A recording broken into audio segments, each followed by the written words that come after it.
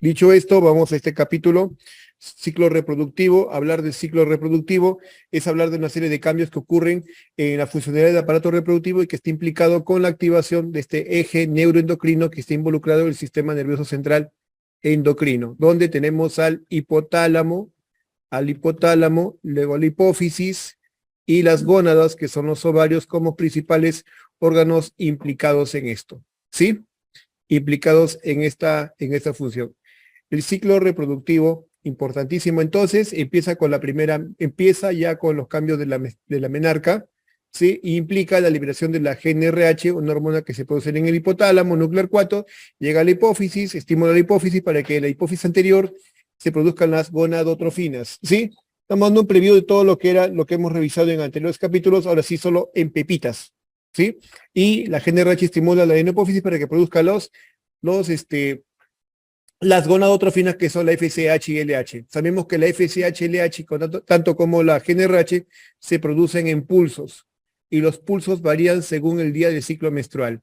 Otro aspecto importante a tener en cuenta es que esa producción de gonadotrofinas varía en el transcurso del ciclo menstrual. Se ha reconocido que la FSH actúa en los primeros 14 días y la LH preferentemente en los siguientes o últimos 14 días. Sí, esta acción tiene contrarregulación, a eso le llaman feedback, que puede ser positivo, feedback positivo, es decir, te doy poquito, produce poquito, te doy bastante, produce bastante, y feedback negativo, te doy poquito, sí, me está dando bastante, bajo entonces yo, me está dando poquito, estás recibiendo poco, te doy bastante, feedback positivo y feedback negativo, sí, entonces la acción de estas gonadotrofinas son bastante importantes, ¿no? Por ejemplo, la FSH va a repercutir en la formación folículo-génesis, y LH en la presencia, en el mantenimiento del cuerpo lúteo para que produzca progesterona. ¿Sí? Esto es importantísimo. Entonces, vamos a poner acá un eje que comanda el sistema nervioso central a través de la hipotálamo, hipófisis. Vamos acá puntualizando. El hipotálamo produce, para que no te olvides, la GnRH, también llamada gonadoliberina, una hormona proteica, una hormona proteica que se produce por pulsos, ¿sí? La hipófisis entonces produce a través de la adenohipófisis las gonadotrofinas, que son la FSH y LH, ¿sí? Otro aspecto importantísimo en el órgano diana de esto, que es los ovarios. A nivel del folículo, el folículo actúa la FSH, no propiamente lo que es la folículogénesis, y en el cuerpo lúteo la LH. Esto ocurre preferentemente en los primeros 14 días y esto en el segundo bloque de los 14 días. La LH tiene un plus, el plus de la LH, que permite el pico y por ende la ovulación. Carambolas. El fenómeno de la ovulación. ¿A quién está implicado esto? LH, tema de pregunta. La foliculogénesis, la FSH, tiene un plus, ¿no? Favorece lo que es el desarrollo del folículo, pero también tenemos otro agregado más, que la FSH estimula el proceso de aromatización para que se produzcan los estrógenos, ¿sí? Los estrógenos. Muy bien. Eso es entonces el desarrollo del folículo, o también vamos a poner acá una parte, la foliculogénesis va a implicar la activación, pues, ¿no? El reclutamiento de unos 5 a 12 folículos. Estamos acá recapitulando y sacando solo las cositas puntuales. Disculpen, jóvenes, a mí como especialista todo se me ocurre que es importante, pero vamos a tratar de resumir en Villapepas, ¿no? Lo que es importante. La foliculogénesis, entonces el desarrollo del folículo, y es importante, pues, ¿no? Que este así sea gracias a la acción de fecha. Y lo otro es la presencia del cuerpo lúteo que produce en esencia progesterona. La progesterona, importantísimo. Lúteo, si hay cuerpo lúteo, hay ovulación, sí o sí. Sí o sí. Si no ocurriera la formación del cuerpo lúteo, pico LH, no habría ovulación. Esto explica trastornos que puede haber, o llamados como trastornos anovulatorios. Anovulatorios. Otro aspecto importante del ciclo reproductivo, Cuando empieza la menarca, vamos a poner la menarca, una dama más o menos tendrá en su reserva 400.000 folículos. Y en toda su vida reproductiva, habrá más o menos entre 400 a 500 ovulaciones, ¿sí? Otro aspecto importante del ciclo reproductivo es que cuando inicia la menarca, vamos sacando más acá aspecto de la menarca, los folículos se quedaron congelados, folículos están en profase 1 en la etapa de diploteno. Y cuando se produce la fecundación apenas ha completado la profase ya. No, cuando se produce la fecundación apenas está, creo que ya en metafase, ¿sí? Importantísimo, eso para tenerlo en cuenta. Muy bien, un pequeño resumen de todo esto, tratando de hacerlo lo más compacto posible y sacando las pepitas, ¿no? Ya, otra cosita más. Vamos a ver acá, en el folículo, vamos a poner acá, en el folículo, en la teca se produce el fenómeno de formación de andrógenos, y en la teca y en la granulosa se produce el fenómeno de la formación de los estrógenos. Acuérdate lo que te expliqué, ¿sí? Acuérdate lo que expliqué, que en el folículo tiene una capa, ¿no? Una capa de células foliculares que lo nutren, ¿sí? Externamente, y encima de eso está el estroma que forma la teca. La FSH es importante para que el folículo complete su desarrollo, pero también la FSH tiene que ver en la granulosa, un proceso de conversión de los andrógenos que han ingresado de la teca para que se conviertan en estrógenos. Y en la teca, externamente, el colesterol de la dieta diaria ingresa a esta capa, y gracias a la acción del ABP cíclico, este colesterol se convierte en andrógenos como es testosterona. Vamos a poner acá arribita, así, colesterol se convierte en testosterona, y testosterona en estrógenos. ¿Por qué resalto el papel de los testosteronas? Porque es el principal andrógeno en la mujer. Y de los estrógenos, ¿cuál es el más importante? Hay varios, ¿ah? Está el estriol, estradiol y estrona, siendo el estradiol el más importante. Tenemos estrógenos que son estriol, estradiol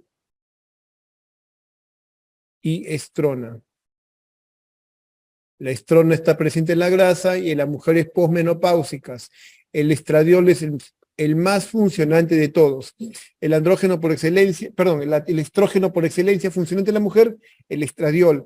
La estrona es el andrógeno que está presente y se forma en la grasa periférica y se ve en las mujeres posmenopáusicas. Y el estriol es un estrógeno que está presente en las suprarrenales y en la placenta.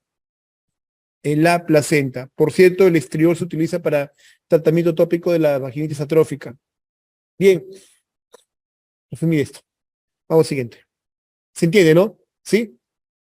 No saben la emoción, tratar de escribir para que se entienda todito. Caligrafía, vamos. Ahí está. Dama que nace, ¿sí? Gametogénesis, ¿no? Gametogénesis ovogonio, la mitosis. Mitosis tiene profase, metafase, anafase, telofase. Bueno, cuando la niña nace, tenía acá más o menos entre 2 a 8 millones de folículos, ¿sí? Y cuando nace más o menos son, sí, pues 4 millones de folículos aprox. Cuando nace están en profase 1. El huevito se queda congelado en profase 1.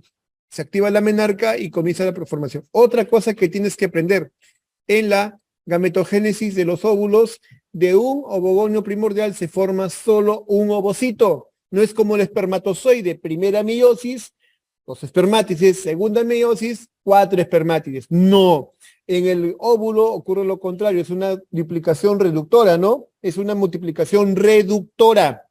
Un ovocito en la primera profase se divide en 2, pero lamentablemente uno de ellos involuciona y forma el primer cuerpo polar.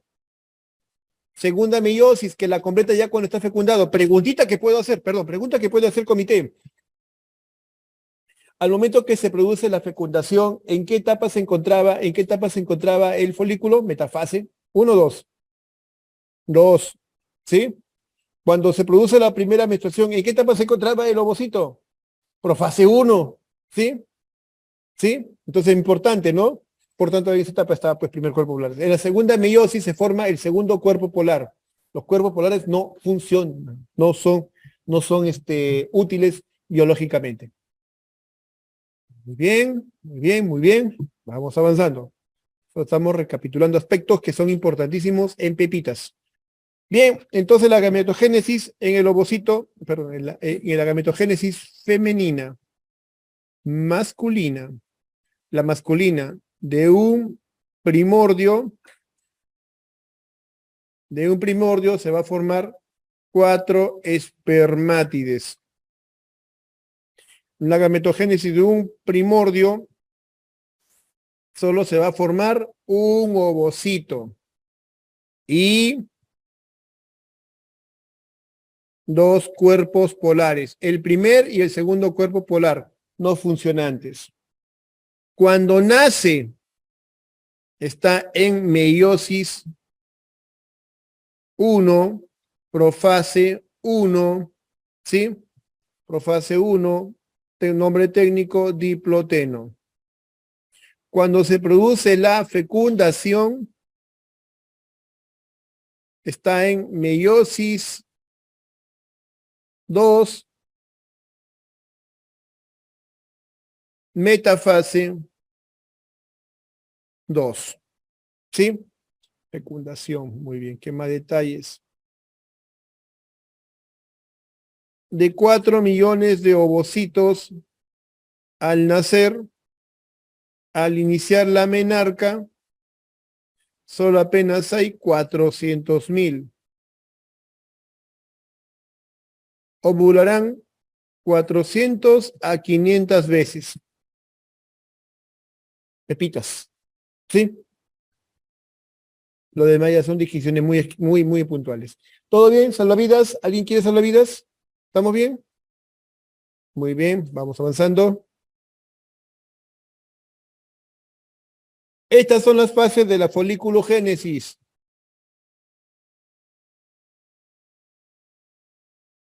1, la fase folicular, donde propiamente el ovocito está siendo estimulado por la FSH. Aquí predomina la acción de la FSH.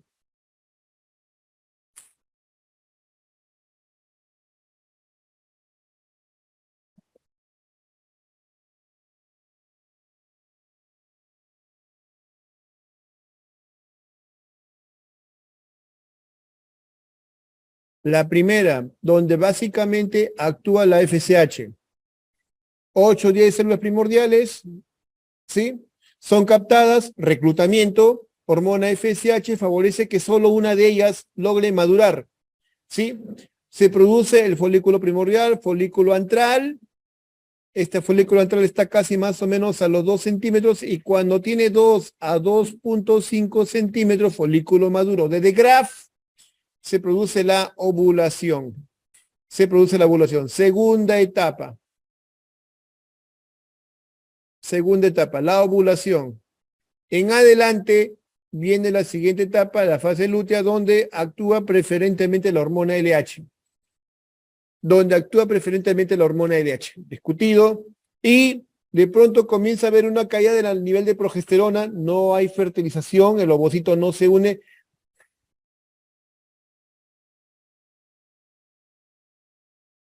Folículo ovulado, ¿cuánto de vida tiene? 24 horas de vida. Una vez que es ovulado, 24 horas tiene de vida. Si no es fecundado, se echa a perder. Y el espermatozoide, 72 horas.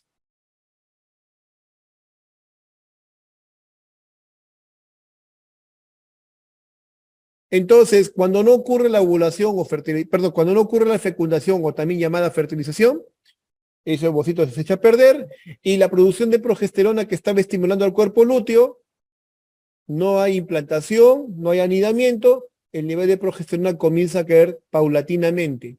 Meseta y comienza a caer, de tal manera que su caída y su presión de la progesterona desencadena mecanismos apoptoicos en el endometrio para que éste se esfacele y venga la regla. Cuarta etapa, la regla. Propiamente la regla. ¿Sí? Muy bien. ¿Estamos ahí bien? ¿Sí? Muy rápido, chicos. ¿Está la vida? ¿Estamos bien? Ah, ya, está bien. Si no me voy a sentir como gladiador. ¿Se acuerdan? Russell Crowe, ¿no? Adelante, sí, adelante. Vamos bien. Sí, créame que a veces cuando uno ve estas cosas, quiere meterse a explicar in divina que la acción de esta, que lo otro, y termina en una zanja de posibilidades y de, uy, qué habló. La idea tampoco no es aturdirlo, ¿no? Sino darles pautas así precisas de lo que más viene, y lo que estoy hablando es en función a la frecuencia de preguntas. Trato de digerir y darles todo lo que ha venido más en tema de preguntas, para que sea fácil cranear. Muy bien, vamos acá al ciclo reproductivo. Entonces, ¿quién sufre también cambios? Además de la etapa folicular, la segunda etapa que está concatenada. Está concatenado, chicos, está concatenado. Por un lado está la FSH estimulando pues a la foliculogénesis, ¿sí? Y por otro lado también tenemos el estímulo que ocurre a nivel de endometrio. Acá lo vamos a poner en endometrio. Endometrio. Así que a esta etapa le podemos llamar la etapa menstrual y la etapa ovárica. Ajá. Muchos dicen, con justificada razón, que el ciclo reproductivo involucra dos ejes a la vez. Lo que acontece en el ovario, foliculogénesis, y lo que acontece en el endometrio, menstruación. ¿Sí? Están integrados y combinan. Por ejemplo, la FSH, la hormona folículo estimulante, favorece el desarrollo del folículo, pero a la par, gracias a la liberación de estrógenos, está estimulando al endometrio para que éste comience a desarrollar mes a mes. El endometrio tiene las siguientes capas. Tiene una capa basal de la cual es la que se origina todo el desarrollo hacia arriba del de este epitelio endometrial, de este tejido endometrial.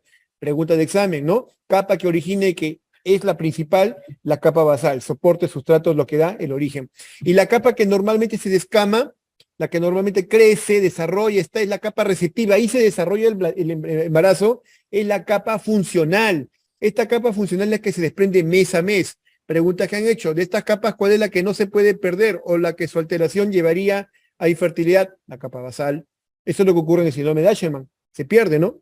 Se pierde eso. Entonces la capa funcional es la que más se descama. Y en la capa funcional tenemos pues las arterias espirales. Las arterias espirales, ¿dónde se encuentran? La capa funcional. Preguntas que yo puedo hacer combinadas de esto, bastantes, ¿no? ¿Sí? Preguntas que puedo hacer, bastante de esto. El desarrollo del endometrio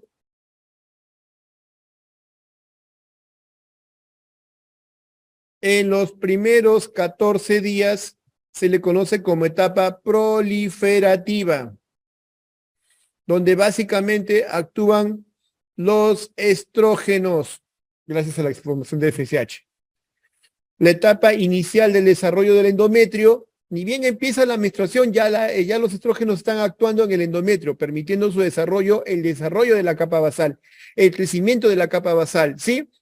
Pasan los primeros 14 días, llega la ovulación en adelante, los últimos 14 días, esta es la etapa secretora.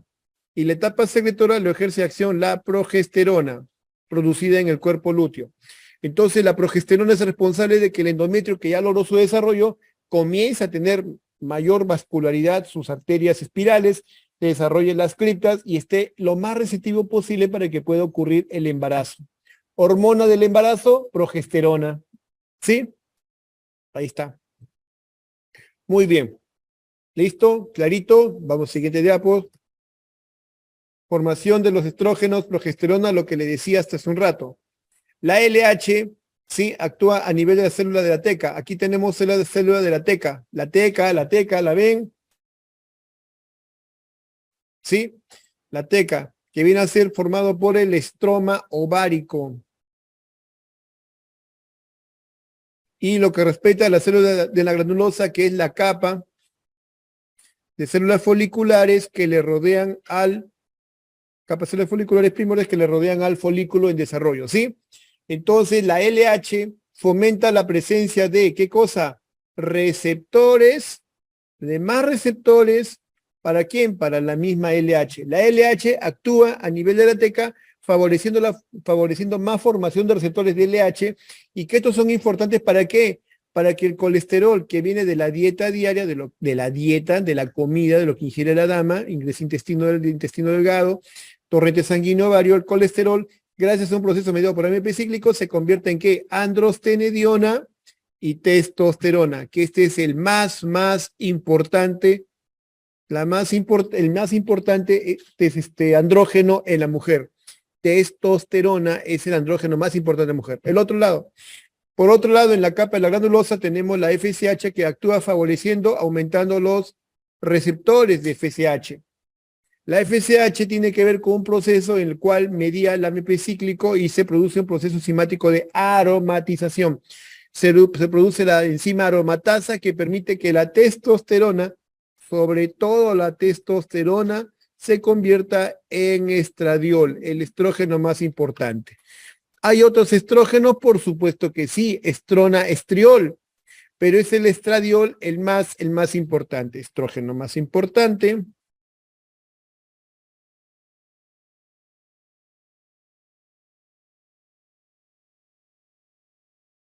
Funcional.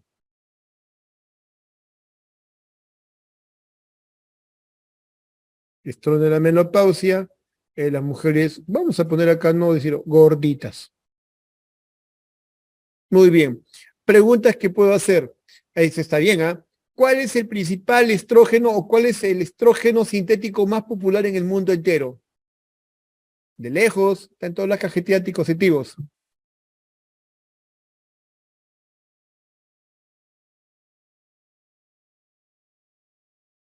Entonces, el estradiol, el más importante biológicamente. Y el etinil,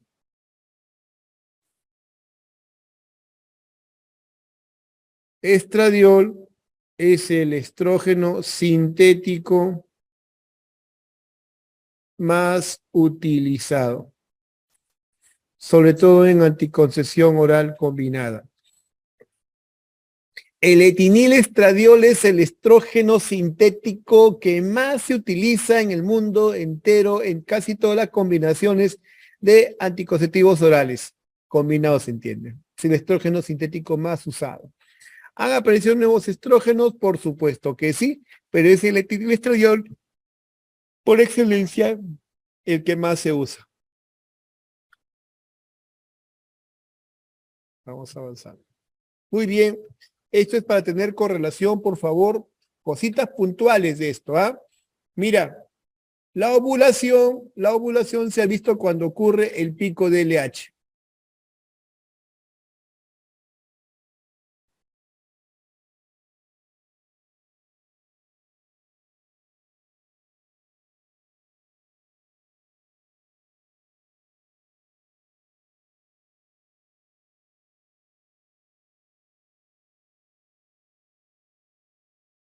A ver, pico de LH, ¿sí? Y mira,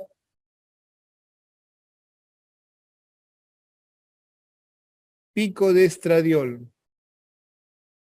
Efecto gatillo.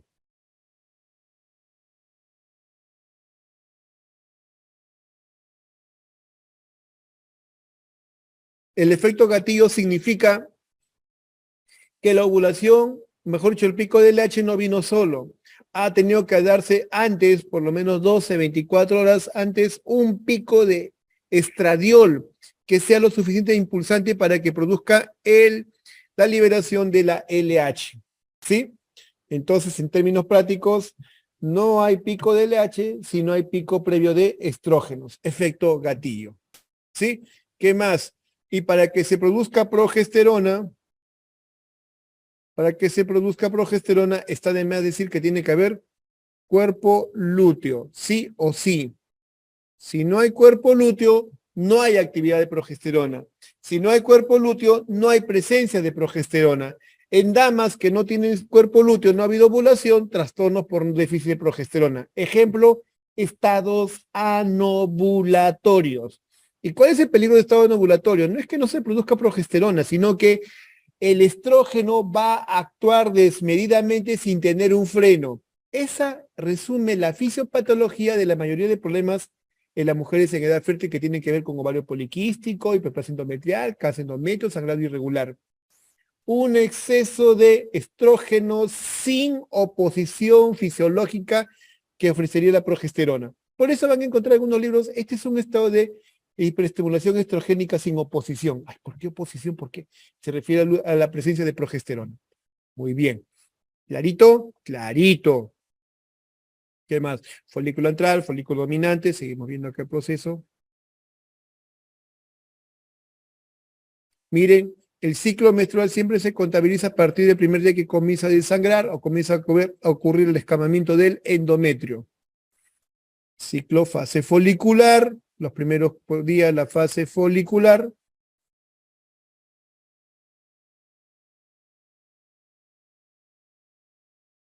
No, ¿qué estoy diciendo? Fase folicular en endometrio, no. Fase proliferativa. Corríjame, muchachos, ni malos son ustedes.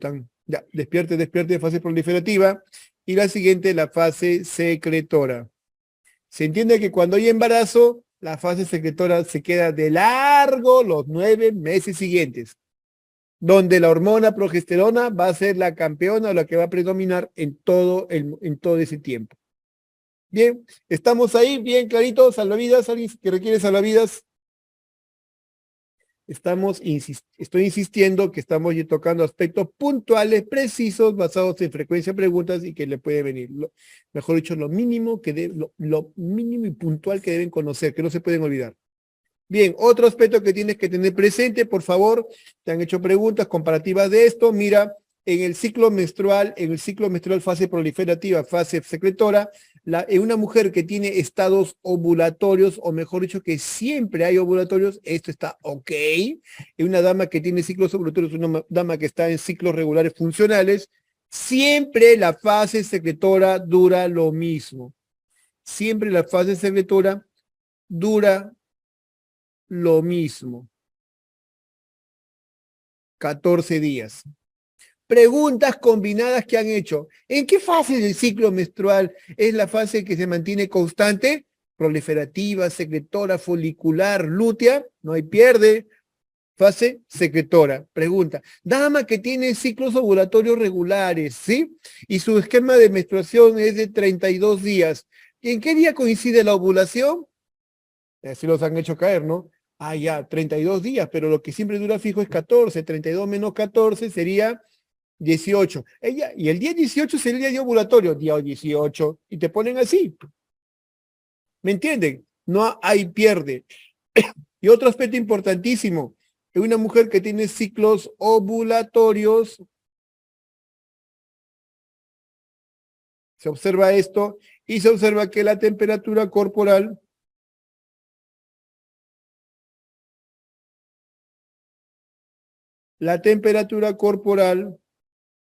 femenina es bifásica. La temperatura en las damas con ciclos ovulatorios es bifásica. La temperatura corporal en una dama con ciclos ovulatorios es bifásica. ¿Sí? Es decir, vamos a encontrar dos momentos de temperatura. Aquí en esta gráfica lo vemos. De 0,2 a 0,6 centígrados que aumenta.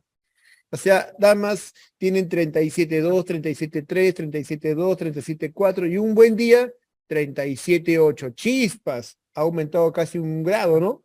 Y están justo en el día 14, 15, es porque van a ovular. Y en adelante se mantiene en esa temperatura. Ciclo bifásico. Preguntas que han hecho en la antigüedad, que digo hace unos 10 años atrás. De los siguientes enunciados, ¿cuál constituye una prueba así precisa de que la dama está presentando ovulación? Y te ponían, 1, biopsia de endometrio. ¿Biopsia de endometrio puede determinar si está en fase ovulatoria? Claro, si yo en la biopsia de endometrio encuentro que hay fase secretora, ¿qué te está diciendo? Que ha habido ovulación.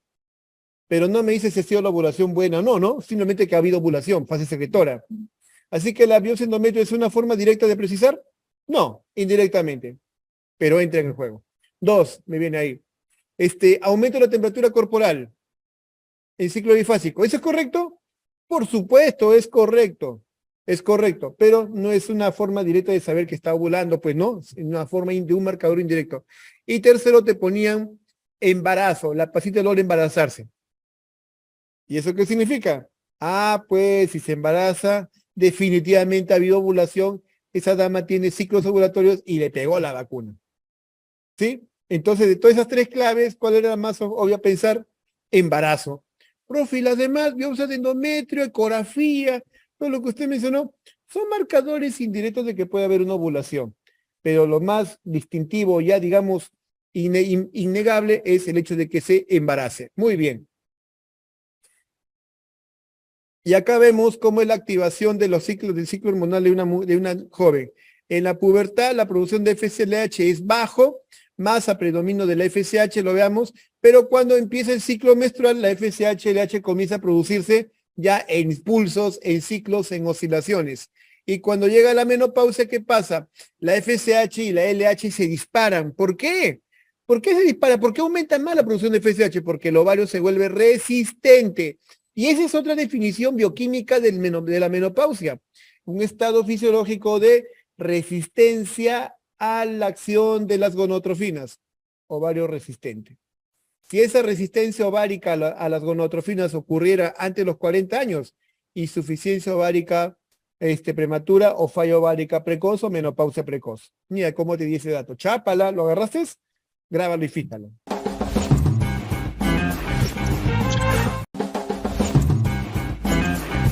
Hemorragia uterina normal. Vamos a este otro tópico que en el pasado decían HUA, HUD, así lo catalizaban. Hay algunas clases antiguas, creo que hasta mías nos han colgado en el Facebook, unas clases de la prehistoria, cuando todavía hablamos de HUA, HUD. No, hoy por hoy se habla de hemorragia uterina o sangrado uterino normal. El término más adecuado sería sangrado uterino normal. Y está clasificado, toma la clasificación Palcoin. Esto es la clasificación FIGO 2011. En CONAREM, nos hemos puesto de acuerdo. Siempre hablo en primera persona. En CONAREM y las PEFAN también, vamos a tener un taller, lo de las PEFAN, en el 1 y 2 de junio. Es un taller para fijar algunas pautas en el sistema de enseñanza. Hay un congreso para el respecto. Entonces, nos hemos puesto de acuerdo en que debemos enseñar, ya no debemos enseñar conceptos en hemorragia antiguos, sino la enseñanza en nuestro país va a tomar en cuenta los conceptos americanos, bueno, consensuados en el mundo. FIGO 2011 dice, hemorragia o sangrado uterino normal lo clasifica en dos grupos. Estructural, es decir, por alguna alteración anatómica, y no estructural, que podría deberse de repente a una falla en la coagulación o a eventos hormonales. No estructural. Lleva el acrónimo de la moneda Palma moneda, ¿no? Palm coin. Palma, ¿por qué? Porque está inclusificado un pólipos, los pólipos cervicales, endometriales, adenomiosis, que es una forma de endometriosis, leiomiomatosis, que es la enfermedad del fibroma mioma uterino, malignidad, neoplasias. No te olvides, Palm, pólipo, adenomiosis, miomatosis, malignidad. Y no estructural, coagulopatía, siendo la cabeza von Willebrand, sobre todo en mujeres jóvenes, ya han hecho la preguntita. Enfermedad asociada a coagulopatía, hemorragia por coagulopatía en mujeres, en las mujeres se ve más frecuentemente adolescente, ponían ahí enfermedad de von Pato, Van Heusen, y te ponían von Willebrand. Sí, pues dice que más de 40, 70% de las hemorragias disfuncionales en una mujer adolescente es por von Willebrand. De causa endometrial, de causa iatrogénica y no clasificada. La definición de una hemorragia uterina normal significa que esta hemorragia puede ser aguda, intermitente o crónica. Dice que un sangrado uterino normal es aquel sangrado donde la frecuencia pierde regularidad, la duración pierde regularidad o el volumen pierde regularidad. Sale de todo patrón. ¿Sí? No te olvides, por favor. Esta tablita es para tener un vistazo general. Y en PAN tenemos P de pólipo, P de pólipo.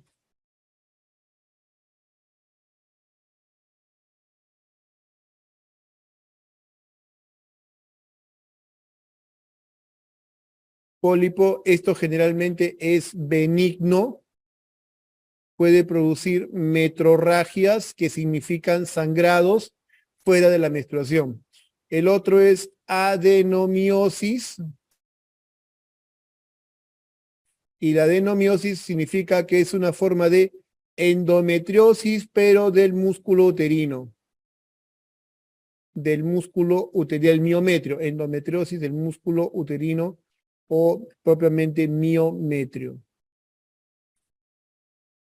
El otro es leiomiomatosis. Y el último es malignidad, por no decir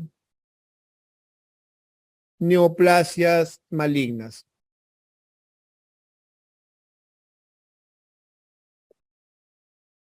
Pólipo, entonces, pólipo benigno. Entonces, los pólipos son benignos. Tratamiento puede ser la histeroscopía. Y los pólipos se deben básicamente, etiología, a sobrecrecimiento del endometrio en sus capas, en su capa de estroma, un crecimiento excesivo del pólipo endometrial. Otro detalle es que es generalmente indoloro, no le duele a las mujeres. La mujer que presenta esto no le duele, pero sí experimenta que sangra fuera de la regla. El otro es adenomiosis, que es la forma de endometriosis del músculo uterino. Esto es una enfermedad causante de dolor pélvico crónico, ¿sí? Y lamentablemente en esta enfermedad puede haber compromiso de la fertilidad, porque además de dolor pélvico crónico puede llevar a infertilidad. Infertilidad. La leiomiomatosis, que es la primera neoplasia ginecológica benigna de la mujer.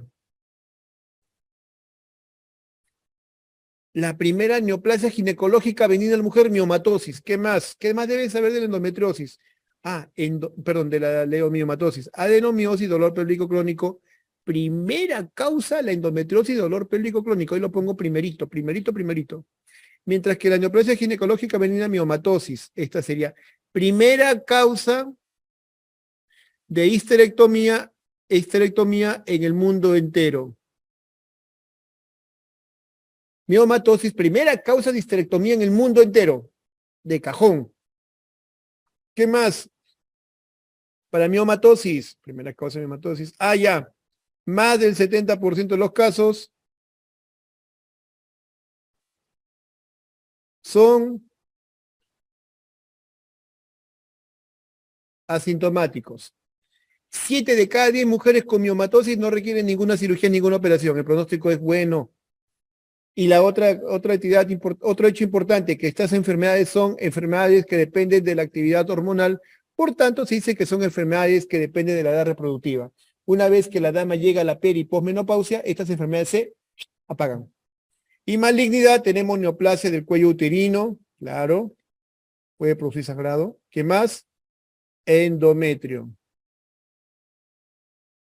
Cervix y endometrio. Pueden producir sangrado anormal. Muy bien, esto para ubicarnos así puntual, pero lo vamos a escribir cada uno más adelante, no se preocupen. Coagulopatía, coagulopatía, acuérdate de von Willebrand, enfermedad frecuente de las mujeres adolescentes o menstruaciones anormales en la menstruación. Disfunción ovulatoria, que es responsable de los ciclos ovulatorios o anovulatorios, ¿sí? También en disfunción ovulatoria sería síndrome de ovario poliquístico. Endometrial, trastornos moleculares endometriales, endometritis. Iatrogénicos por la anticoncepción hormonal, anticoagulantes o dispositivos intrauterinos. Una de las contraindicaciones de los dispositivos intrauterinos es que la mujer presente sangrado irregular. El DIU de cobre puede aumentar el sangrado menstrual. Por eso una mujer que tiene anemia o sangra regularmente no es tributaria de colocar el DIU.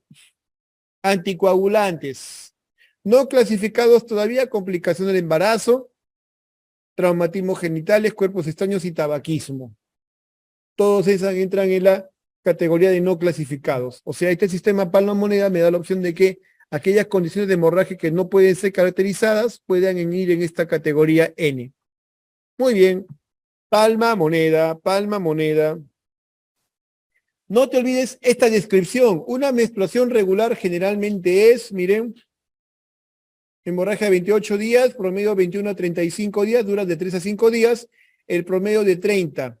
El sangrado límites son de 5 a 80 mililitros. Si es menor de 5, se habla de una menstruación escasa.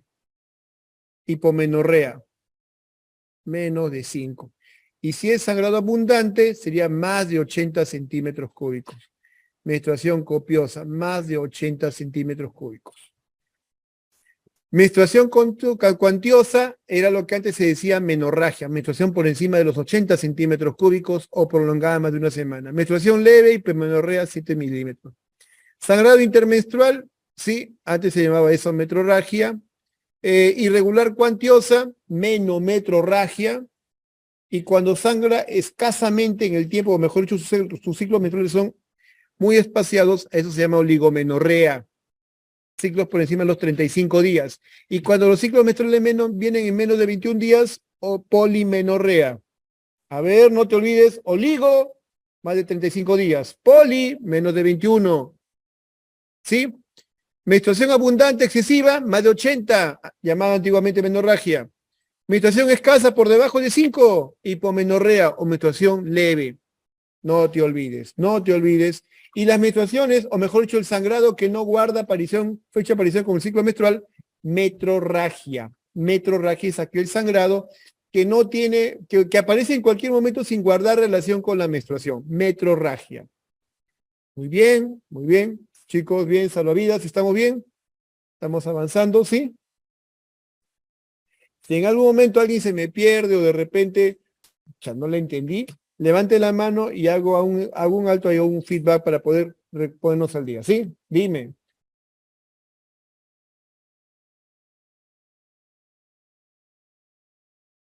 Han hecho 4 preguntas al respecto en todo el tiempo. Se han hecho sobre todo entre el 2012 al 2016.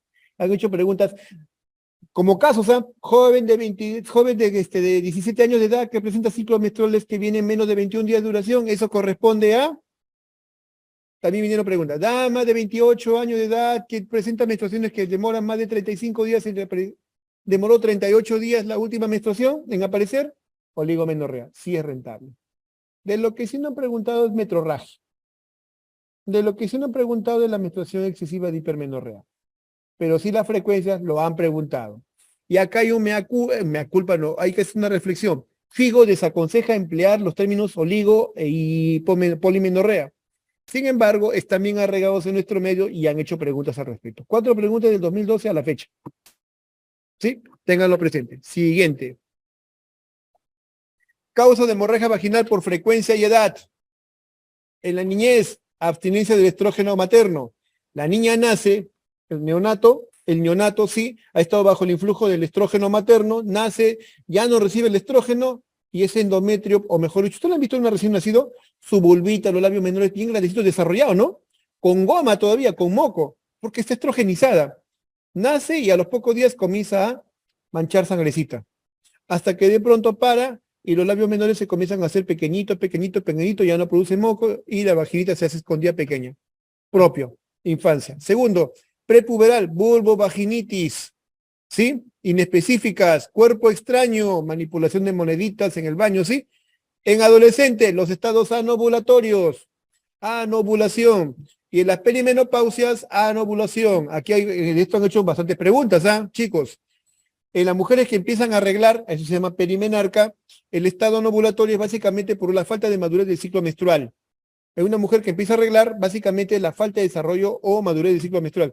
Y ella hace que ella tenga menstruación, pero generalmente menstruaciones anovulatorias. Y en la mujer que ya se le está yendo la regla, tiene 42, 43, 45 años, 50 años, ya se le está yendo la regla, manotazos, ahí es básicamente anovulación por insuficiencia o resistencia ovárica a las gonadotrofinas. ¿Sí? Pregunta que han hecho venenosa y me mandó esto a revisar. Ahora han salido aplicativos, ¿no? De inteligencia artificial que te responden las preguntas. Sin referencia bibliográfica, pero bueno. Y hace búsqueda googleana sin Wikipedia y para portales grandes. No es para creerle, pero nos ponen problemas. Dice, posmenopausia, te digo eso ¿por qué?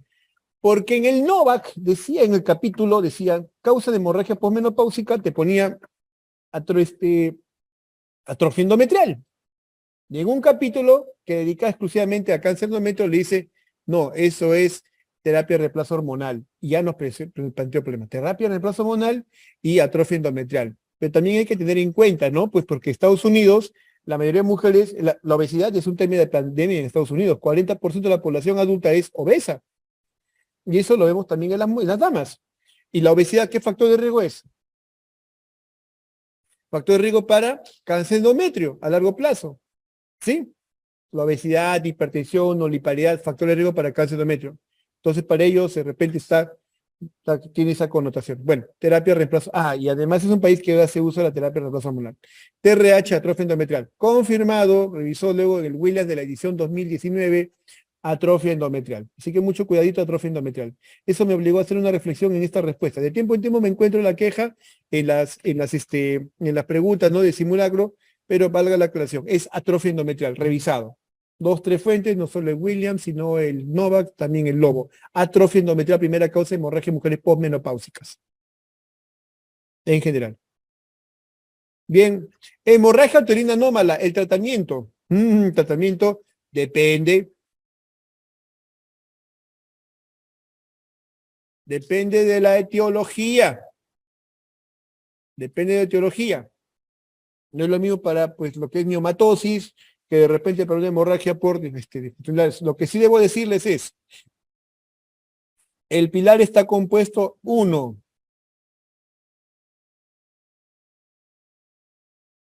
cuando son hemorragias de tipo disfuncional, a ver, no hay un cuadro perfecto para esto. Acá tengo que hacer una aclaración. No hay una guía que sumarice todo de manera adecuada. Hay enfoques particulares de la hemorragia. Guía americana, la guía NICE, la guía de Royal College. Lo que yo les voy a dar es un bosquejo que orientaría, o al menos que serviría para sus preguntas. Sí, cuando no es una hemorragia no profusa, ¿sí? En todo caso, ¿cómo le podemos? No es profusa, no anemizante, por no decir grave. La primera línea de tratamiento contempla el uso de progestinas, ¿sí? Las- Se puede agregar anticonceptivos orales combinados también. Lo segundo, a esto se le agrega el uso de AINES, y sobre todo AINES derivados del naproxeno sódico y ibuprofeno. Y tercero, agentes fibrinolíticos como el ácido tranexámico. Eso es en general, ¿sí? Vienen sus consideraciones. Ahora, si es una hemorragia profusa,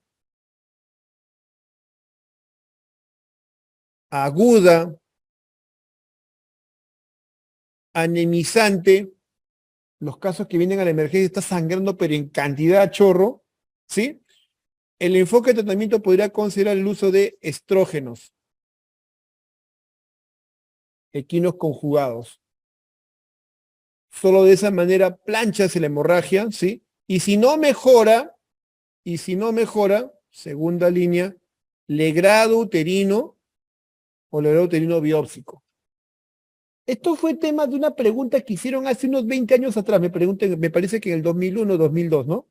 Te ponían el caso de dama de 35 años de edad que viene con sangrado profuso de hace 4 días con 5 hemoglobina. No está embarazada, ya tiene vida sexual. Prueba embarazo negativo por último. ¿Cuál es el mejor tratamiento? Te ponían ahí. Progestinas, estrógenos, legrado uterino y ninguno de los anteriores. Y la discusión se decantaba, ¿no? Ah, ya, pero está con hemorragia aguda. Y está con esto, no. Mejor le hacemos legrado uterino, tenemos biopsia y tenemos estudio de y era legrado uterino. Pero esa fue la respuesta para ese momento, en esa época. Pero vean esa particularidad. Esas preguntitas son preguntitas así antiguas. Hoy por hoy se relativiza su respuesta. ¿Sí? Y luego sería el uso del AINES cuarto tranexámico. Siempre tranexámico. Ahora, depende de la etiología. Vamos a poner acá. En general.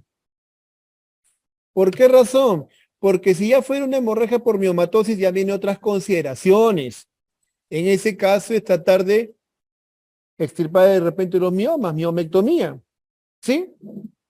Si es un problema de una hiperplasia endometrial, legrado y pensar en histerectomía. O sea, las consideraciones particulares ya se toman en función a qué tipo de patología es. Pero esto es un panorama o un bosquejo general.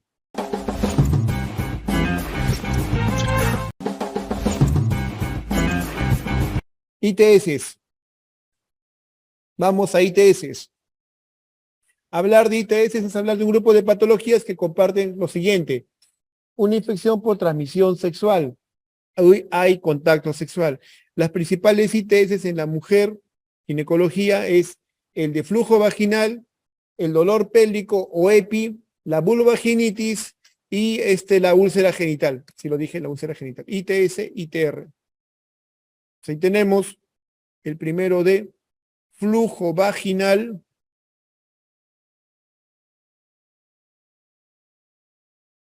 El segundo es la enfermedad inflamatoria pélvica. El tercero es la úlcera genital. ¿Sí? Y cuarto, ya sin relativizar, cuarto viene a ser lo que es la cervicitis mucopurulenta.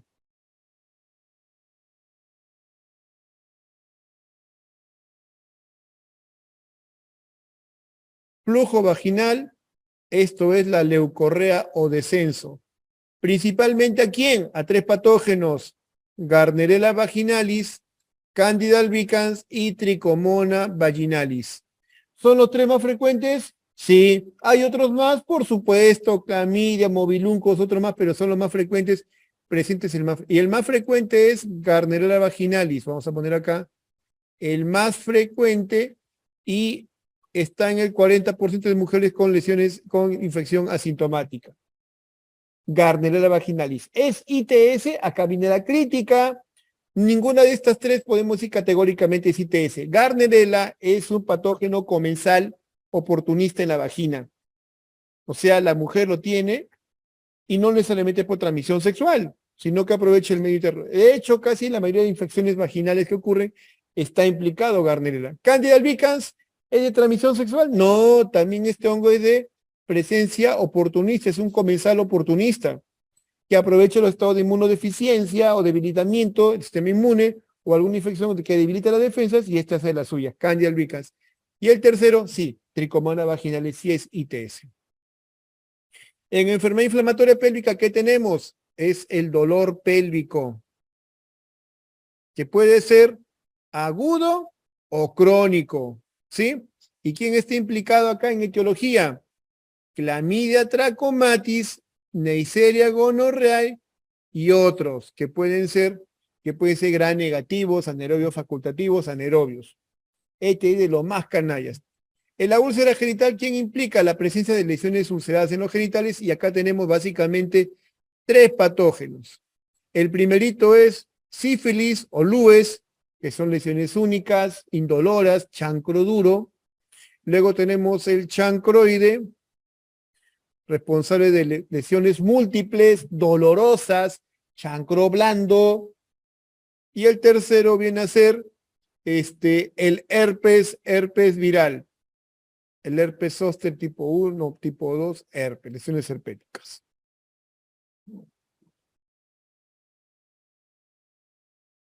Lues, sífilis, único, lesión única, chancro duro. Chancroide, múltiples, chancro blando.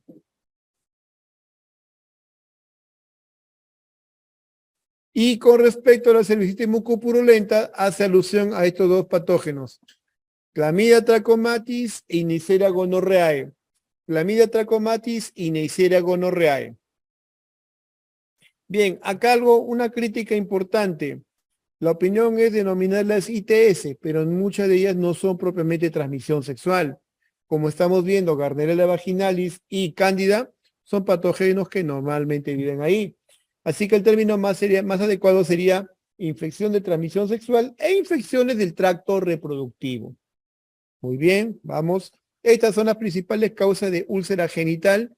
Tenemos aquí la lesión por herpes simple, que da lesiones vesiculares múltiples, toman un área, un dermatoma, duelen, queman, y pueden llegar a ulcerarse y lamentablemente estas lesiones cuando están dentro de vagina no pueden verse. O sea, hay damas que tienen infección herpética y no saberlo. Imagínense que lo tengo dentro de vagina.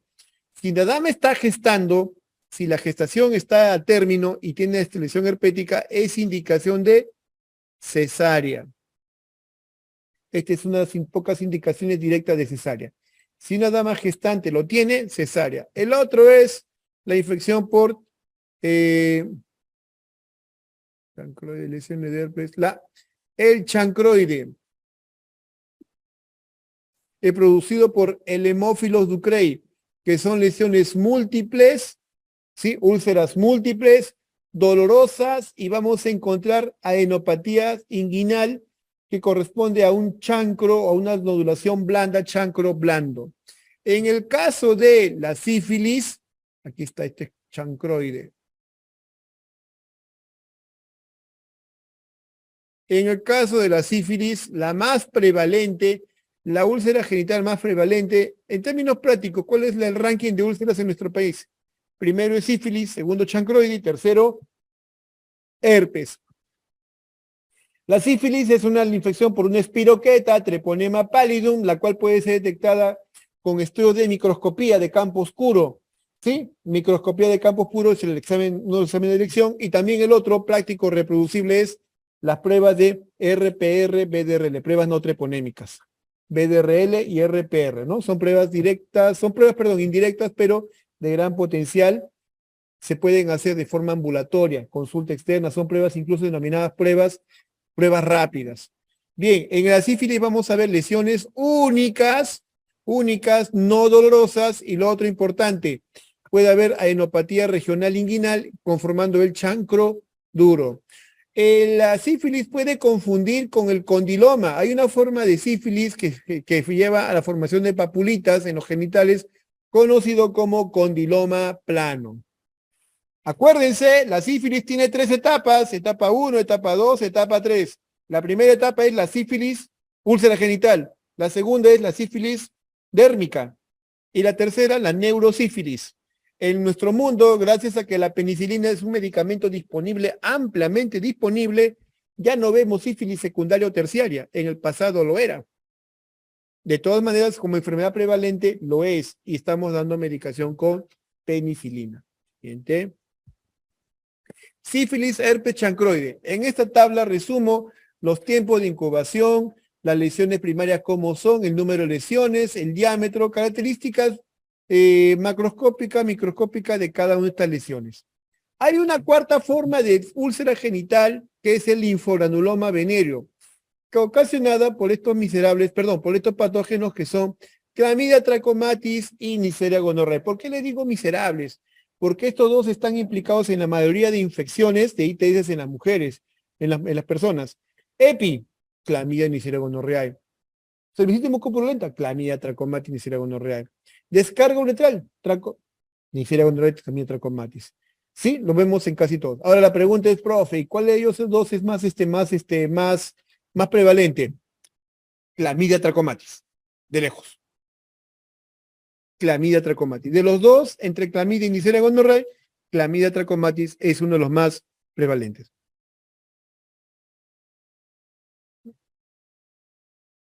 Úlcera genital, tratamiento.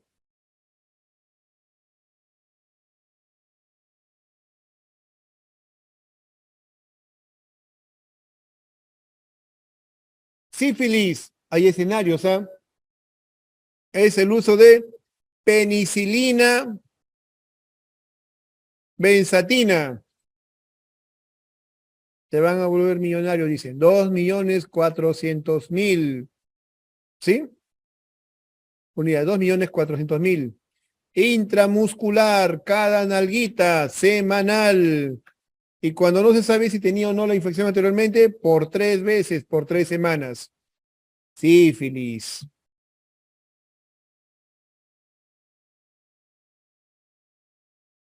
Chancroide. Acitromicina. Dosis única. Herpes. En herpes zóster, tratamiento consiste en dar en estos medicamentos que medían el ADN. A la cabeza, ¿cuál está? No soy infectólogo. En nuestra experiencia los ginecólogos manejamos la mayoría de casos con lo siguiente. Aciclovir, tópico y sistémico bioral, ¿no? Generalmente 200 miligramos bioral cada 6 horas por 7, 10 días. Sin embargo, yo le digo, no soy infectólogo porque ellos usan otros medicamentos, como es el ganciclovir, fanciclovir, medicamentos que no he tenido la oportunidad de medicarlos porque ya vienen a ser, ya tienen otras consideraciones, ¿no?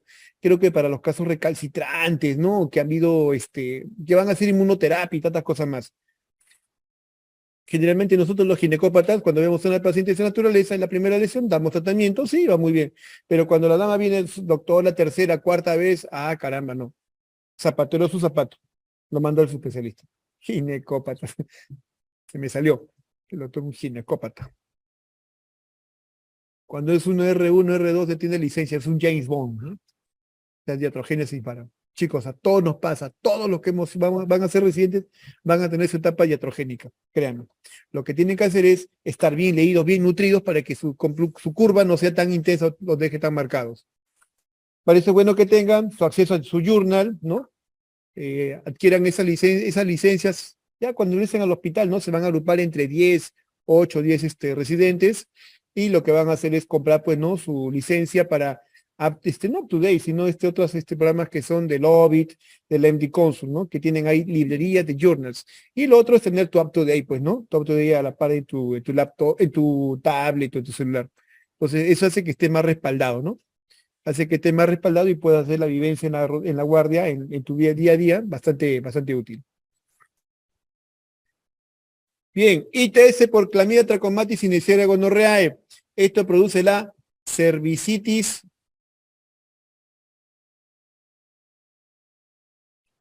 mucopurulenta. Siempre que se trate de clamidia trachomatis, Neisseria gonorrhoeae, vamos a poner acá. Siempre que se trate de clamidia trachomatis, el esquema empieza con doxi, ciclina, 100 miligramos, mañana y noche por 7 días. O acitromicina, 1 gramo bioral stat. Siempre.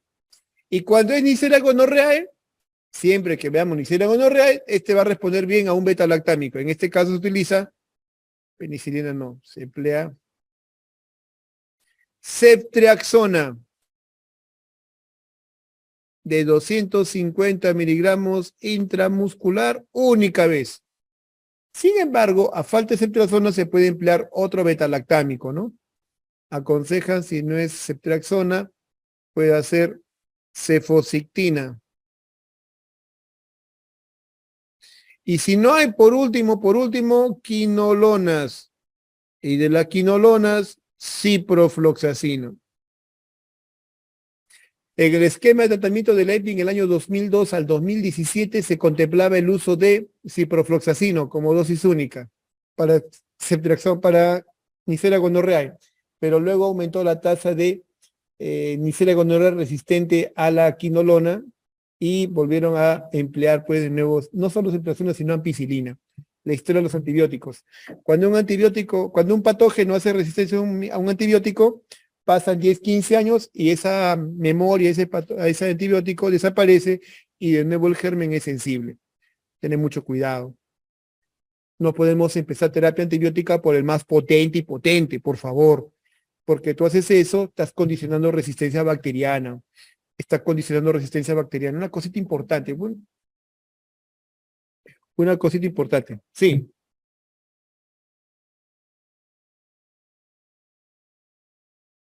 Ah, ya. Y la cervitis mucopurulenta es aquel cuadro en el cual, además de descenso, hay congestión cervical, el cervix está rojo, además de eso hay sangrante al contacto, tú le pasas el hisopito y sangra, y además es pus, lo que está expulsando. Más que descenso es pus o materia. Entonces, una cervicitis mucopurulenta, la dama manifiesta, me duele en bajo vientre, me duele y me duele. La examinas con espéculo y el cuello uterino está enrojecido.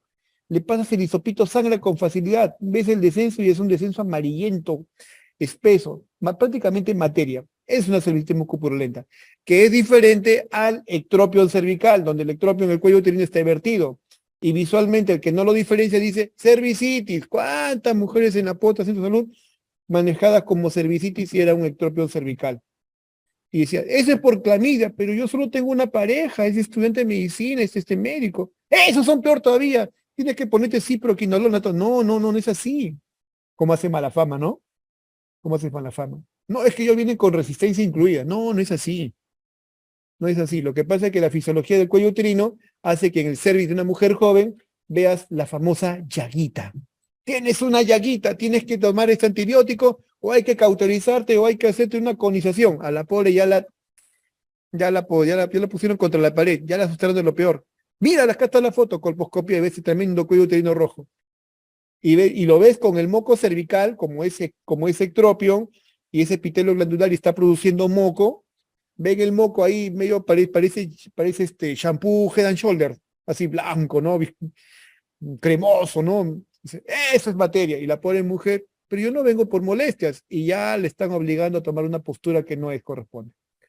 En caso de la cervicitis, le duele a la mujer cuando tiene relaciones sexuales, le duele en bajo vientre, prefiere episodio de leucorrea, le examinas con espéculo, cuello rojo, congestivo hiperémico, pasas el hisopo friable, sangrante de contacto y el descenso pues prácticamente característica de materia pus. Eso es cervicitis mucopurulenta. Y si te dice factores de riesgo para ITS, ¿cuáles son? Inicio precoz de vida sexual en la adolescencia. Estas cositas ya lo hemos visto en fase 1, fase 2. El otro te lo menciono así nomás. Inicio precoz de vida sexual, en la adolescencia, múltiples pareja sexual con conducta sexual de riesgo, paciente que tiene algún hábito, conducta sexual de riesgo ella misma, de repente trabajadora sexual, o múltiples parejas sexuales. Lo otro es falta de protección de algún método de barrera. El otro es ITS previa que debilita obviamente el estado inmune para que pueda haber otras ITS y provenir de una zona de riesgo o zona endémica para esa patología. Si esa dama cumple eso y tienes leucorrea, deberías pensar en cervicitis mucopurulenta.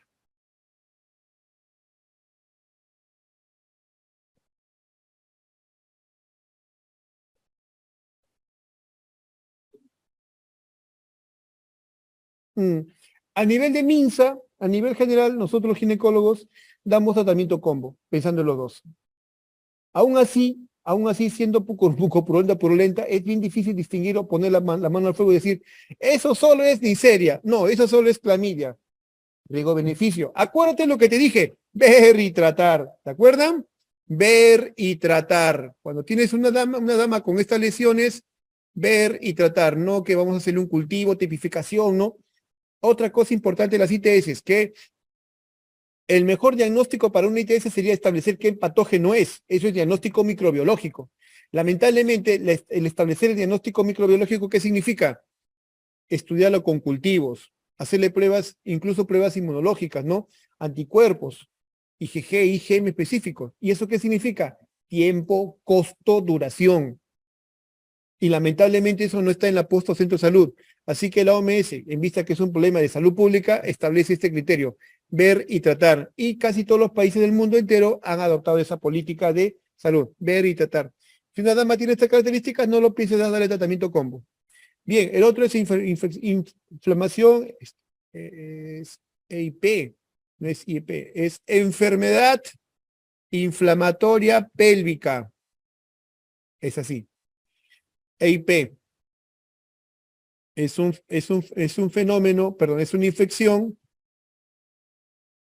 por ascenso, generalmente por ascenso de patógenos del tracto genital hacia el útero. ¿Sí? Es una infección ascendente, generalmente ascendente. ¿Puede haber EPI por colindancia, por transmisión hematógena? Sí, pero generalmente es ascendente. Implicados: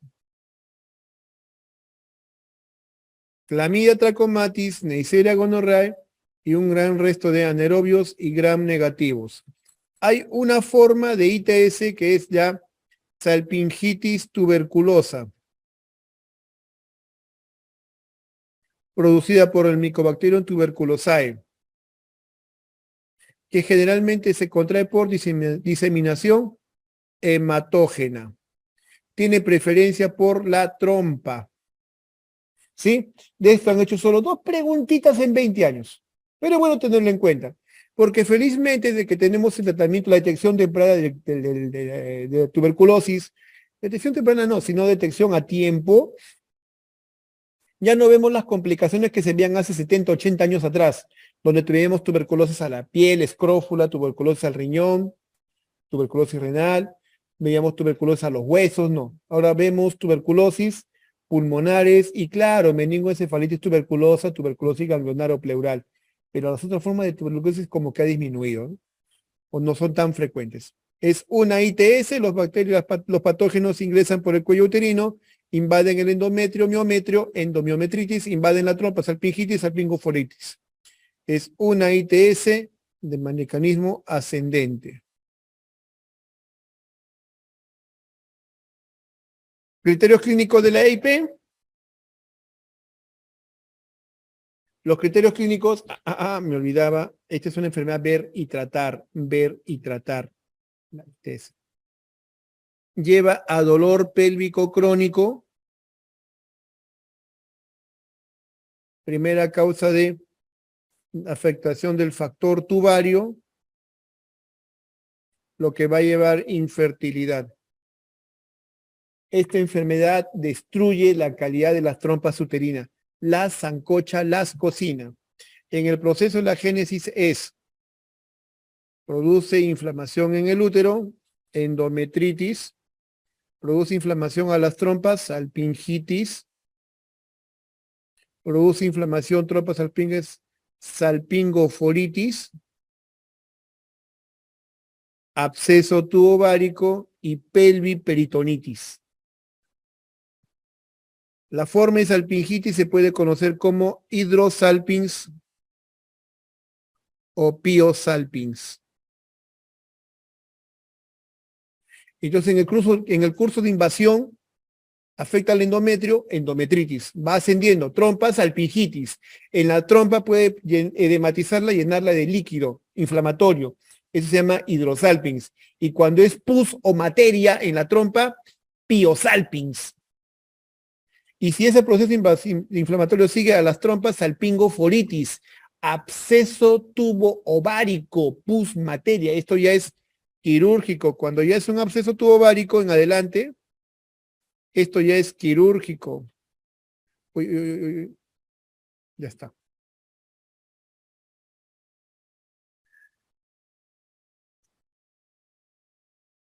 Cuando es absceso tubo ovárico, de aquí en adelante ya es quirúrgico.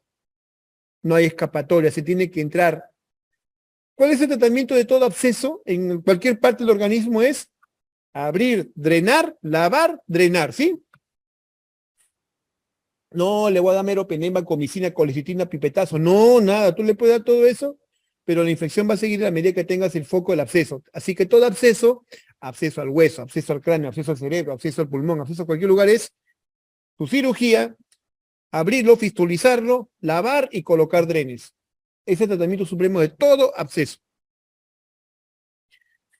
Bien, criterios clínicos de EPI se basan en lo siguiente, criterios mayores, los mínimos que tienen que estar. Uno más de los siguientes, útero doloroso, anexo doloroso y movilización del cuello uterino doloroso. Tú encuentras uno más de esos presentes, sospecha de EPI, y a eso le suma lo siguiente, fiebre, secreción mucopurulenta, leucocitos en microscopía de selección vaginal, BCG, precisa infección por iniciar el tratamiento con matis. Eso es EPI, EIP. En los estadios clínicos de la EPI, clasificación MONIF, salvavidas, ¿estamos bien? ¿Estamos bien, chicos? Sí.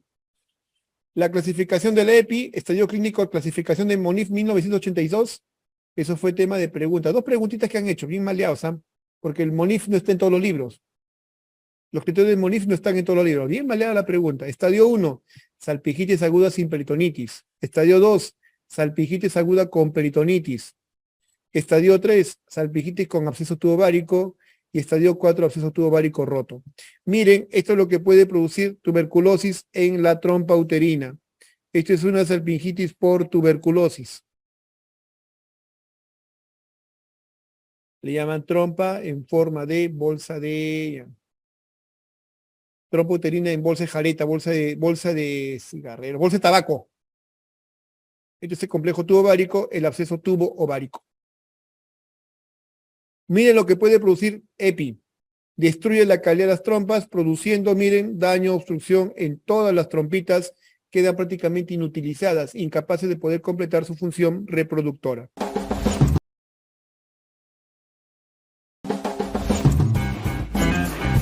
Bien, vamos a otra ITS que es la vaginitis.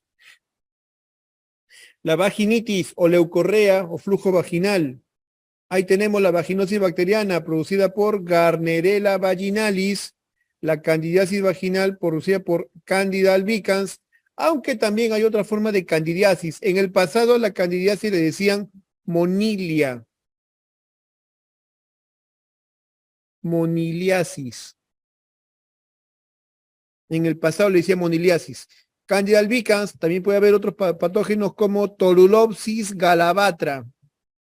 La torulopsis galavatra está implicada en las infecciones resistentes. Tricomoniasis, que es una ITS. Vamos a poner, este es ITS, este es no ITS, no ITS. Vean las imágenes, las características físico-químicas del descenso, no te vas a olvidar. Para preguntas, por favor, yendo a lo que es preguntas. Vaginosis, es la más frecuente. La más frecuente. Candidiasis, vamos a poner acá. Primer lugar, ranking 1, ranking 2, ranking 3. ¿Sí? Vamos a esto. Calma.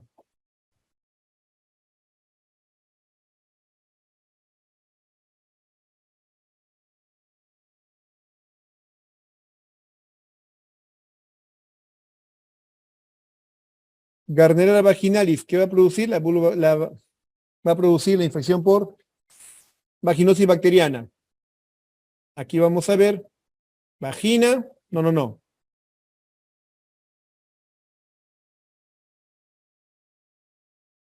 Vulva, normal. No está roja, no está alterada, está muy bien. Candida albicans, hiperémica. Por la picazón, el escozor, la vulva de la mujer con cándida está hiperémica. Tricomonas vaginalis, puede estar normal como también puede estar algo hiperémica. ¿Sí? Molestia principal. No. Gardner vulva. Vagina. Normal. Rosadita epitelizada. Eso sí, bastante descenso. Candida albicans. Hiperémica. Tricomona vaginalis. Fresa. Puntos rojos por toda superficie. En fresa. Clínica. En Gardnerella vaginalis, leve dolor, leve molestias. En Candida albicans, prurito y dolor, mucho dolor. En términos prácticos, las infecciones por Candida albicans son más sintomáticas. La dama viene por una picazón desmesurada en la parte externa y en canal vaginal. Tricomona vaginalis. En Tricomona vaginalis hay leve prurito y dolor. Entonces, esas son las diferencias entre una y otra. Me olvidaba. Y el descenso en Gardnerella vaginalis es fluido, blanquecino, espumita puede haber. En Candida albicans es espeso, parece quesillo, parece papel higiénico mojado que se deshace a pedazos. Y en Tricomonas vaginalis es fluido con bastante burbuja, amarillento. Ah, me olvidaba. Gardnerella vaginalis, fluido y maloliente. Maloliente. En Gardnerella vaginalis el descenso es maloliente, fétido, fluido. Pero tú ves la vagina, la vulva, está rosadita, como que no le hubiera pasado nada. Lo limpias y está ok. En Cándida, todo está enrojecido. Le colocas el espéculo a la dama y le duele, porque la infección ha producido una quemazón. Además del pH vaginal, como vamos a ver en esta gráfica. Pues aquí está las características que les he comentado, pH vaginales de 4.5, en la Gardnerella mayor a 4.5, al igual que tricomonas, mientras que Cándida es una infección muy ácida, acidificante, menos de 4.5. ¿Sí? Muy bien.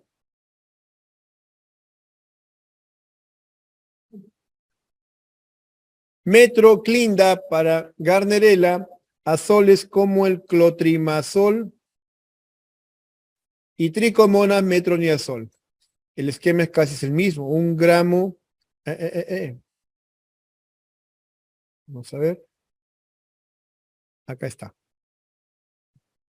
Gardnerella vaginalis y tricomona vaginalis sería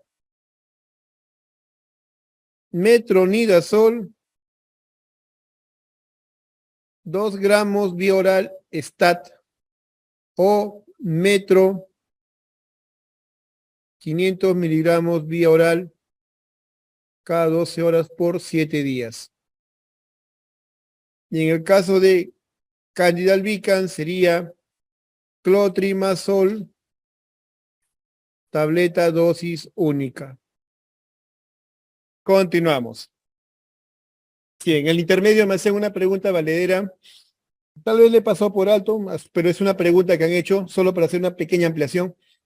Hay una entidad relevante que está cobrando mucho auge en estos últimos años. Me refiero a las infecciones por cándida recurrentes, la candidiasis vulvovaginal recurrente. Esta entidad ya le están dedicando ya capítulos, están dedicándole ya más columnas en los libros, inclusive actualmente.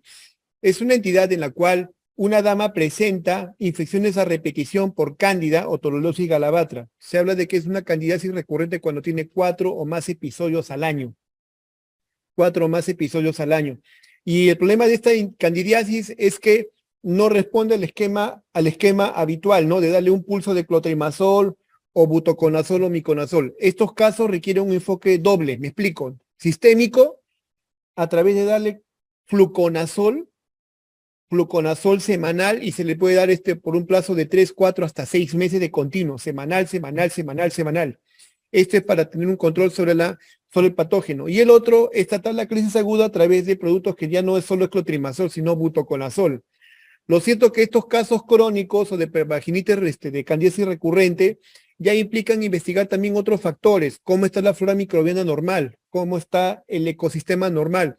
Se tiene que hacer el ecosistema funcionante de la mujer, se tiene que hacer estudios de cultivo para ver si tiene lactobacillus, si tiene su flora microbiana presente, porque algunas de estas mujeres, lamentablemente, pues tienen el antecedente de haber estado en varios médicos y les han recetado, ¿sabes qué? Tú te vas a aplicar 7 óvulos de esto, 7 óvulos del otro, vas a ponerte las ampollas, terapia por mar y tierra, todo le han bombardeado. Y la pobre, claro, mejoría de la infección vaginal, pero le han lavado, le han purgado toda su flora microbiana normal y la infección puede ser recurrente. Otro viene a ser condiciones de la paciente, por ejemplo, es una dama porque puede tener de repente alguna infección previa o está tomando algún fármaco antibiótico que está haciendo efecto de lavado bacteriano, ¿no? Puede ser que sea alguien que esté con corticoterapia a largo plazo, alguna paciente que está recibiendo tratamiento por Helicobacter pylori, está recibiendo su antibiótico y experimenta toda esta purga de su flora microbiana normal, ¿no? En este caso, vagina. Y claro, ¿por qué no? Enfermedades con repercusión sistémica, por ejemplo, diabetes mellitus. Ustedes saben que diabetes mellitus es el causante, o mejor dicho, la entidad que más se descompensa con las infecciones urinarias. Las infecciones urinarias son frecuentes en los diabéticos. Otro, las infecciones por herpes, ¿no? O VIH. pensar en una paciente que tiene infección recurrente, hay que pensar pues en una infección sistémica que está ahí dando y dando y dando vueltas y generando este problema. Esto con respecto a esta entidad de la vulvoginitis candidiásica recurrente.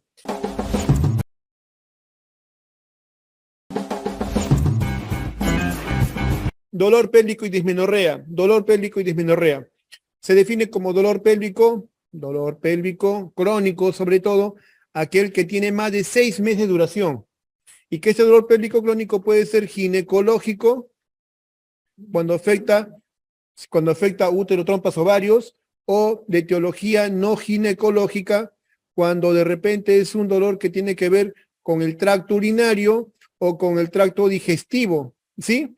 O es un dolor de alguna otra zona del abdomen o alguna otra zona parte del cuerpo humano que hace dolor referido en la zona de bajo vientre. Entonces aquí vale la pena hacer una reevaluación a nivel digestivo, de repente es una colitis, una enfermedad de Crohn, o de repente es una infección urinaria, perdón, es una inflamación urinaria persistente, lo que es una cistitis intersticial que causa dolor pélvico crónico. O es un dolor de algún otro órgano que está haciendo pues mella en bajo vientre, ¿sí? Y ginecológico, pues en dolor pélvico crónico, ¿quién tendríamos? Endometriosis, EIP, ¿sí? Masas anexiales,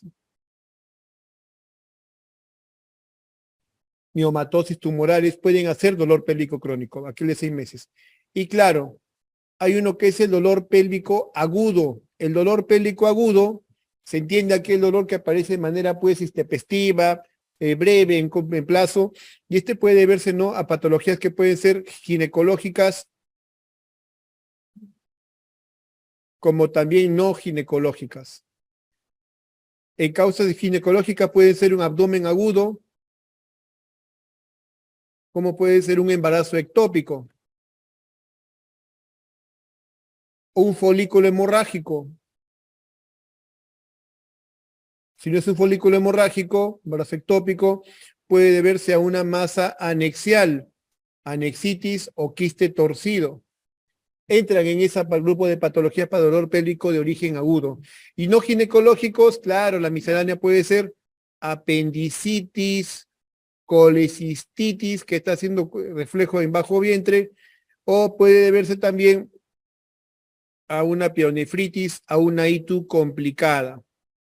Y la lista puede ser más exquisita, ¿no? Diverticulitis, enfermedad de Crohn, varias cosas que pueden llevar a dolor pélvico, ¿sí? Muchas veces el diagnóstico es por exclusión y la opción final diagnóstica es la laparoscopía. Laparoscopía. Tú has hecho tu diagnóstico tomando en cuenta el cuadro clínico y la incidencia, prevalencia según el grupo etario y no logras dar con la naturaleza del dolor, entonces tienes que recurrir a la laparoscopía, ver y mirar qué está pasando adentro. Algunas veces, cuando no has podido darle a la causa de etiología, tendrás que recurrir a la laparoscopía para ver y mirar realmente qué está pasando adentro.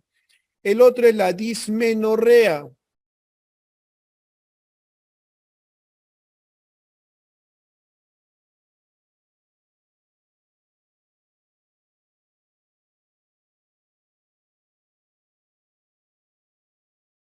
La dismenorrea. En el caso de dismenorrea tenemos aquello que es dolor menstrual, ¿sí? Y puede ser primaria y secundaria.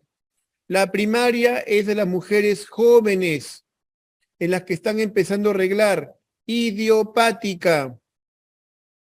Se cree que es un estímulo, perdón, una respuesta exagerada a los cambios hormonales. El tratamiento de primera línea es el uso de AINES y complementario, segunda línea, anticonceptivo oral combinado. En la dismenorrea secundaria, esto es en mujeres ya adultas, por encima de los 25 o 30 años. Esta tiene etiología, puede ser endometriosis, miomatosis, trastorno disfórico menstrual, y el tratamiento es según la patología que tenga de fondo. ¿Sí? Entonces, eso hay que entender. Dismenorrea primaria, más de mujeres jóvenes que empiezan a arreglar por primera vez. Idiopático, no hay una causa específica, responde muy bien a los AINES, anticonceptivos orales combinados. Dismenorrea secundaria, tiene necesariamente una patología de fondo, puede ser endometriosis, la primerita, ¿sí? Tratamiento está en función de esa patología.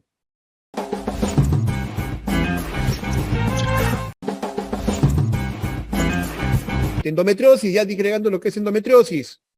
Endometriosis, primera causa de dolor pélvico crónico, ¿sí? Otra cosa más de la endometriosis, es una enfermedad que afecta a la mujer en edad fértil. Otra cosa que debemos saber de endometriosis, ocurre porque el endometrio está diseminado fuera de la cavidad uterina. Primera causa de dolor pélvico crónico y una de las causas de infertilidad.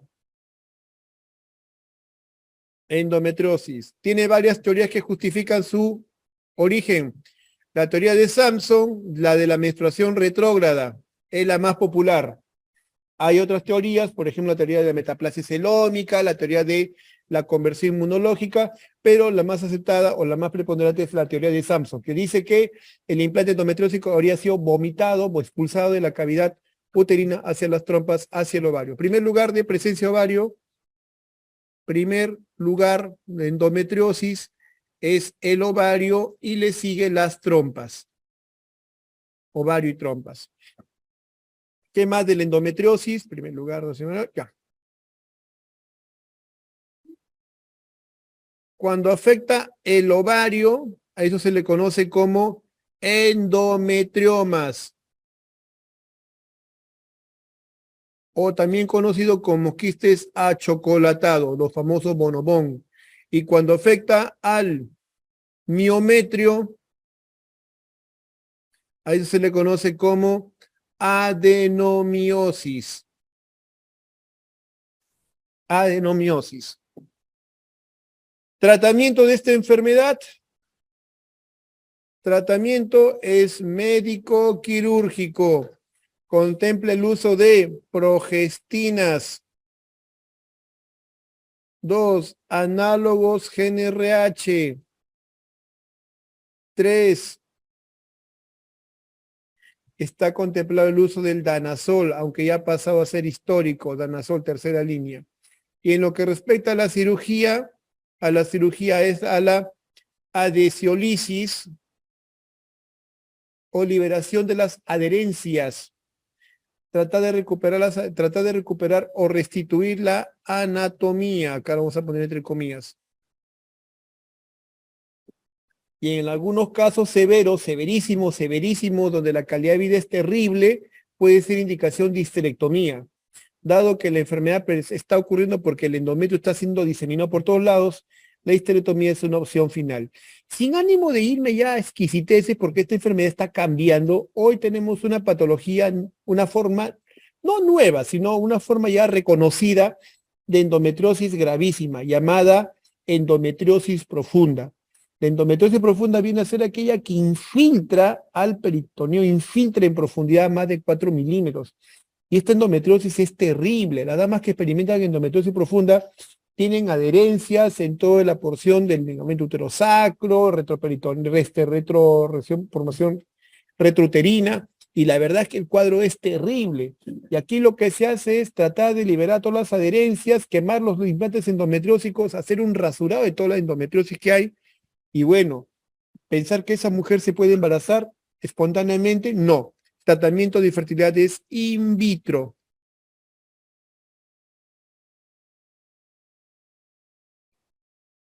In vitro. Tratamiento es in vitro estas damas. En estas damas, si se embarazaran espontáneamente, es un milagro. Van in vitro. A largo plazo, puede ir a carcinoma de ovario de células claras. Esta es una enfermedad que tiene una ligazón para cáncer de ovario en el tiempo. Carcinoma de ovario de células claras. Es el riesgo que podría haber con esta enfermedad. Bien, ahorita lo he abreviado acá. El diagnóstico de esta entidad no es anatomía patológica. no es necesario, sino es laparoscopía.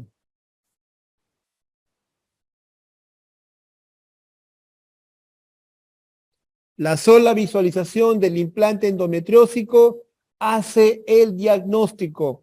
No requiere esa anatomía patológica. El solo hecho de ver el implante endometriósico ya hace el diagnóstico. ¿Sí? Otro detalle importante de esta entidad. Sí, la endometriosis profunda.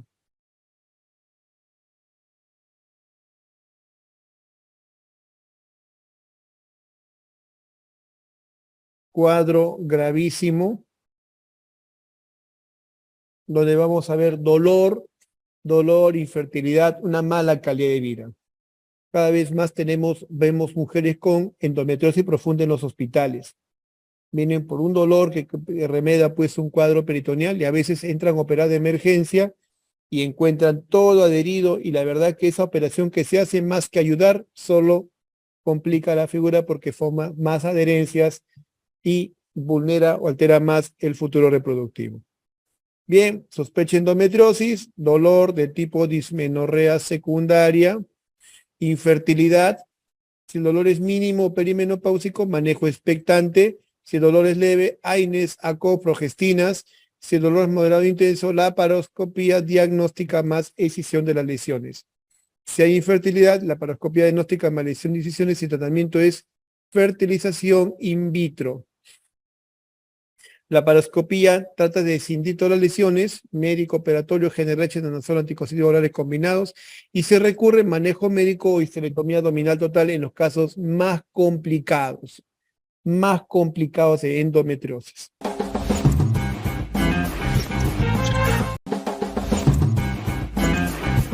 La otra, miomatosis, primera neoplasia ginecológica benigna en la mujer, como les decía, primera neoplasia ginecológica a la mujer, benigna. Produce allá. Primera causa de histerectomía en el mundo entero. ¿Sí? 70%, más de 70% asintomáticas. Es una enfermedad que afecta a la mujer en edad fértil. En las niñas, en las ancianas ya no tiene ninguna aplicabilidad.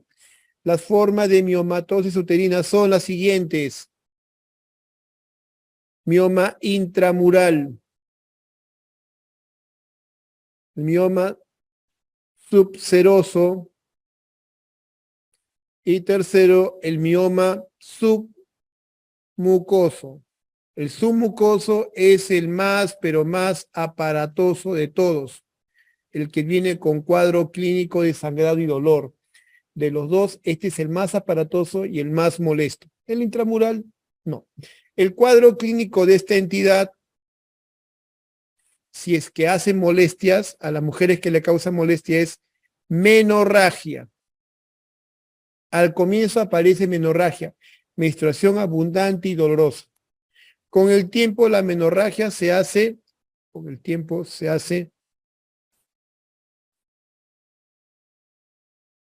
menometrorragia. Con el tiempo se hace menometrorragia. ¿Sí? Y claro, con el tiempo, y si esto persiste, se va a la anemia. A la anemia.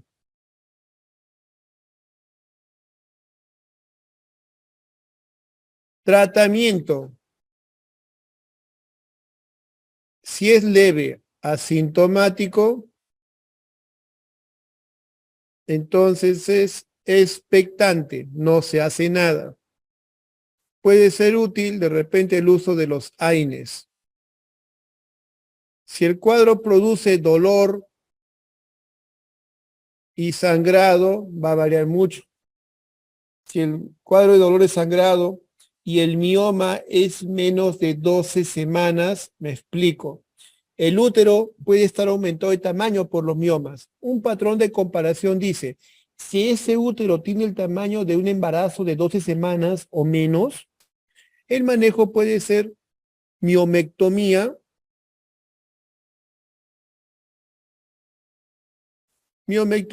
y el uso de AINES para mejorar la calidad de vida en esas mujeres, ¿sí? Y de repente no pasa nada. Pero si el útero es más de 12 semanas de embarazo, si es un útero que está por encima del pubis, es grande, aquí se va a la miomectomía y con mucho cuidado, ¿no? Porque si son miomas múltiples o grandes, de repente ese útero va a quedar lesionado de por vida. Y si es una mujer con futuro reproductivo satisfecho, histerectomía abdominal, ¿sí? Histerectomía abdominal para esa dama. Y claro, el uso de los AINES. Si es un útero gigante, si es gigante, un útero que está por encima del ombligo, grande, enorme, con múltiples miomas anemizada, se contempla usar análogos de la GNRH. Los análogos de la GNRH lo que van a hacer es los